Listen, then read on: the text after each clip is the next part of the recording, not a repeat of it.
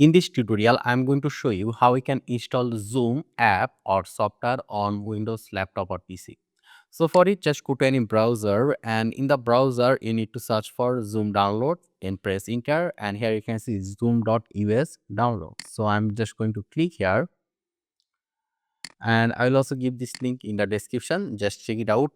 After coming here, you need to go down, and here you can see download 64-bit, 32-bit, and download ARM 64-bit.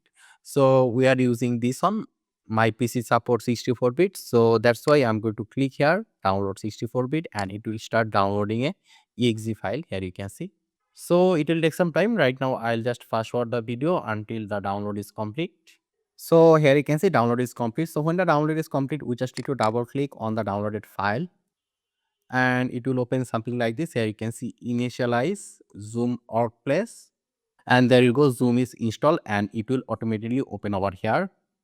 So I'm going to click here, done, and here right now we need to sign in to the Zoom. So I'm going to click here, sign in, and I will sign in using my Google account. So I'll just give my Google account, click here, continue,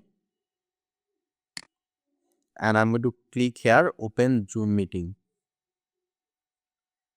And there you go, it's done. So right now we are logged in Zoom. So right now we can start meeting, create a meeting, join a meeting, and do everything else that Zoom allow us.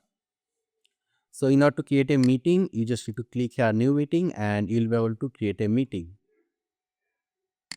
There you can see. So if you want to join a meeting, you just need to click on join, and you just need to give the meeting ID, then click here join.